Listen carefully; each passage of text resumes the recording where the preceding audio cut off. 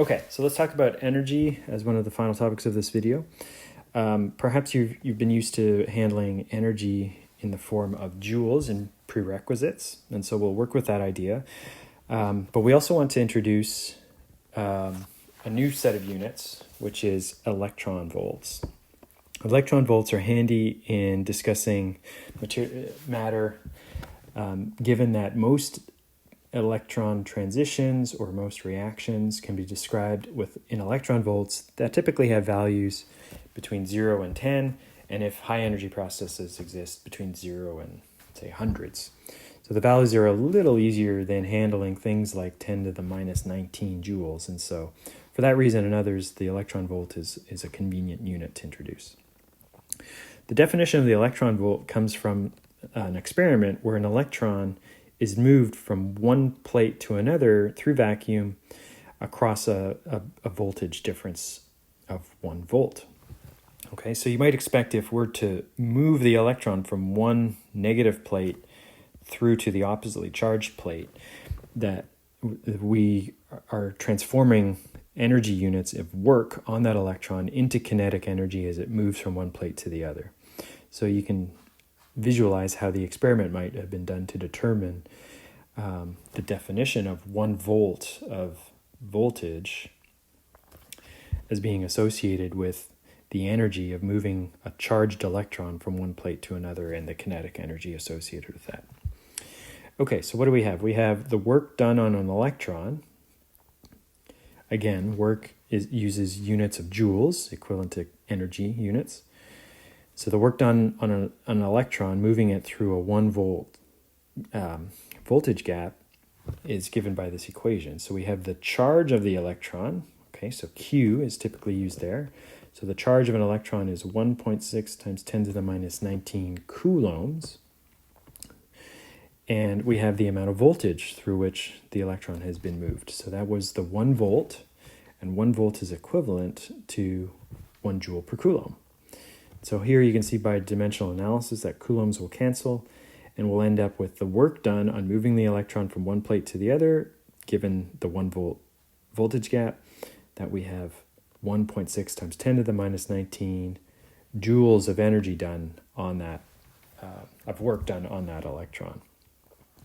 So this gives us the definition of the electron volt. So that is 1.6 times 10 to the minus 19 joules is equal to 1 electron volt.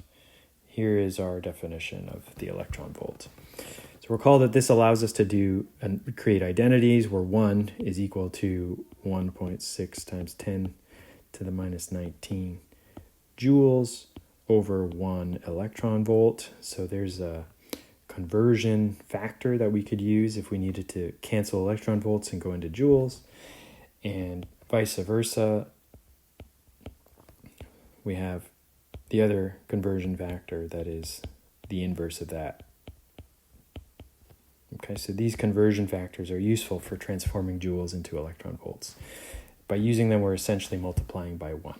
Hopefully, the logic there has been presented to you in other courses, sort of the basis for dimensional analysis and mathematical transformation of units. Okay, so let's take a look at an example, get our brains working on some of this. Have our definition of the electron volt above here. And here we have a couple of questions. It says, calculate the energy of a single photon of a red laser light, and we want to use electron volts for our answer, if the wavelength is 650 nanometers. Okay, so maybe recalling from your prerequisites, we know that lambda is the units used for wavelength. So lambda is equal to 650 nanometers is the given information, and we're after the energy of a single photon. In order to calculate energy, we have the equation E equals Planck's constant times the speed of light divided by the wavelength. Now, before we can just input values, we have to recall what are the requirements for information in here. So we're going to put in lambda. The requirement to use this equation is to put in information here in SI units of meters. Okay, so clearly the lambda that's been given to us is not yet ready to go into this equation. And when we use this equation, the energy is calculated in joules. And then we need to recall our Planck's constant and speed of light. Okay, so first step is going to be to transform this into meters. So we need to cancel nanometers. And so there are 1 billion, 1 times 10 to the positive 9 nanometers for every meter. And we've now been able to transform this into 6.50 times 10 to the minus 7 meters is the equivalent lambda here now in SI units of meters. This now is ready for our energy equations. So the energy of a single photon, emphasizing that, is equal to Planck's constant 6.626 times 10 to the minus 34 joule seconds.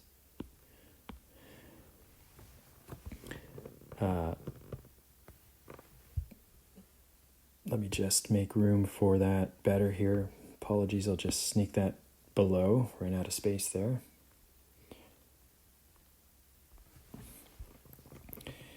E equals 6.626 times 10 to the minus 34 joule seconds. And now we need to multiply by the constant for the speed of light in vacuum. And so that's going to be 2.998 times 10 to the 8 meters per second. So here you can see that the numerator of joule seconds is going to cancel the denominator per second, and we'll end up with joule meters as the outcome in the numerator thus far. We need to divide this through by lambda in meters. So we're now ready to do that, given our pre-calculation earlier. 6.5 times 10 to the minus 7 meters. Meters will cancel meters. The per second cancels the second, and we end up with just joules as our answer. So the energy of a single photon is going to be 3.056 times 10 to the minus 19 joules. Okay, so that's the energy of a single photon. That's great. We're almost ready to kind of sort of finish part A here. We now have it in joules, and we now need to transform this into electron volts. So let's just make some room for that part of the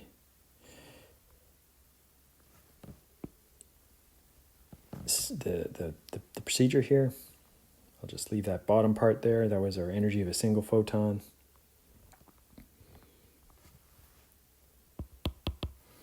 And so 3.056 times 10 to the minus 19 joules multiplied by a conversion factor that's equal to 1. And so we want to cancel joules and go into these new units of electron volts. So 1 electron volt is equivalent to 1.6 times 10 to the minus 19 joules. And we'll have our answer in electron volts. So here the answer will be 1.91 times 10, 1.91 electron volts.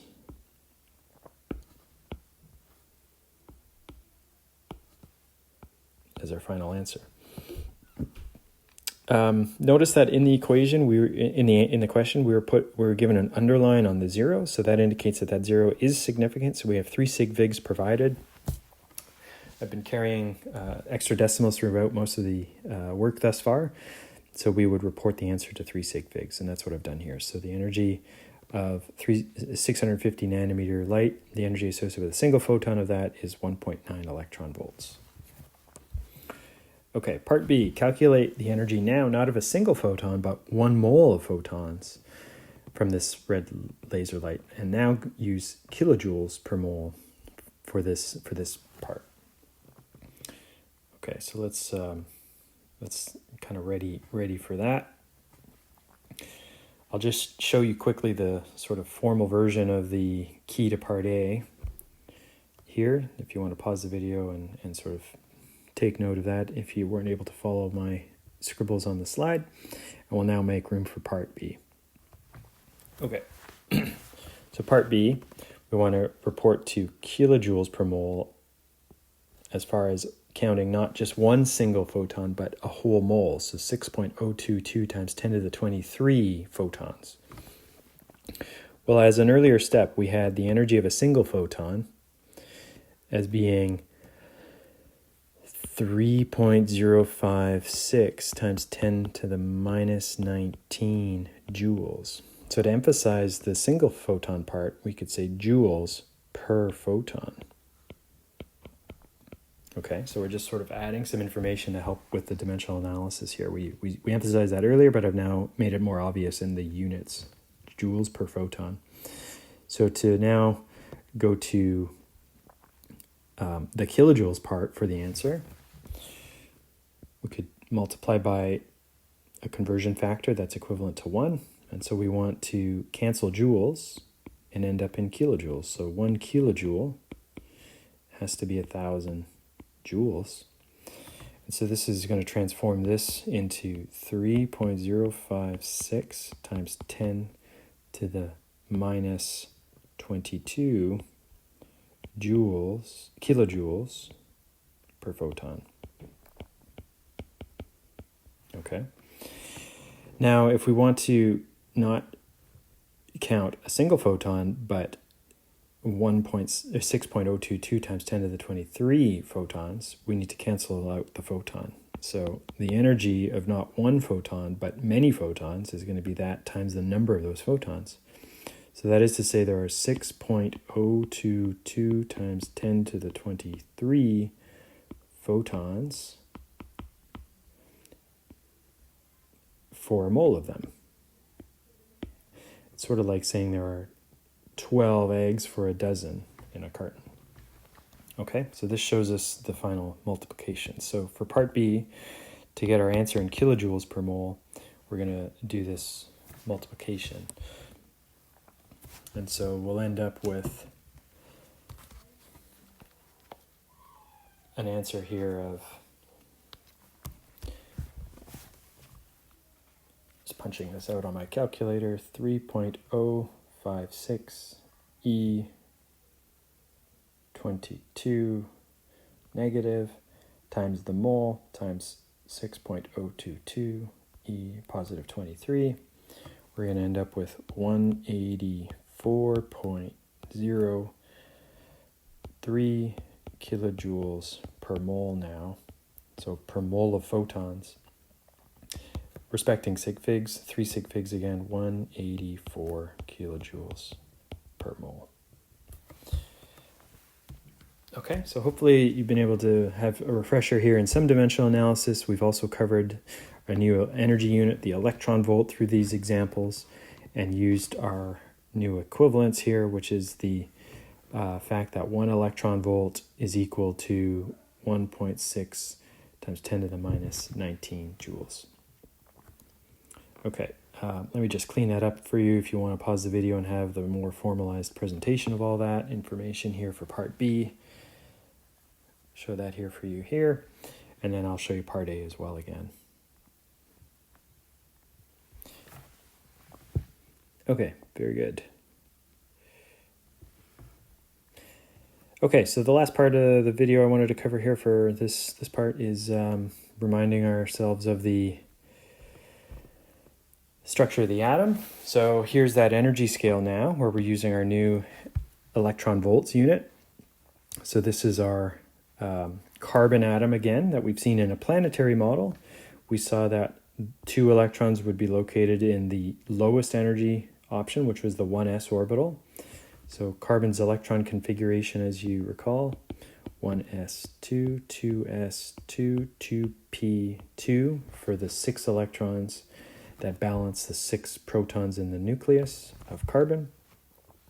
And here we see 2 of those electrons. We know that there must be 4 remaining, and so Shown up top here is the 4 electrons located at a degenerate energy level, shown here presumably right at that plane, and that is approximately -6.5 electron volts away from an origin. Okay, so the origin here is often described as the energy associated with infinity. So an electron is 6.5 electron volts away from being fully removed from the from infinity, if you want. So we've brought it from nowhere associated with the atom to associated with the atom here, and that would be 6.5 electron volts of stability gained by putting the electron on a 2p or a 2s orbital. In the next video, we'll cover why we've got hybridization and the nomenclature listed here for sp3 hybridization leading to a degenerate situation for the 2s and 2p orbitals here. Okay, and then we can consider the 1s orbitals, which aren't hybridized, and they're way down below, and we can see just how much more stable they are now using our electron volts. So recall that a red laser pen, the photons coming out of that, a single photon was about 2 electron volts. And now roughly 100-fold more energy is just how much more stable the electrons in the 1s orbital are. So because they're so close to the nucleus and there's so much attractive force between the positive charges in the nucleus and those 1s orbitals, they're very stable. The binding energy is very strong. So in that case, those electrons are about 283.9 electron volts in binding energy to that nucleus of carbon. To remove one of those electrons, we would have to supply 283.9 electron volts to promote that electron out and send it to infinity, out of the atom entirely. Okay, so that's where we'll end the video. Hopefully you've been able to have a bit of a refresher in some atomic structure concepts and some quantities and mathematics associated with that. And we've covered now here the electron volt as an alternative unit of energy for us for the course, and put that in place on the atomic structure of carbon in this example. Thank you very much.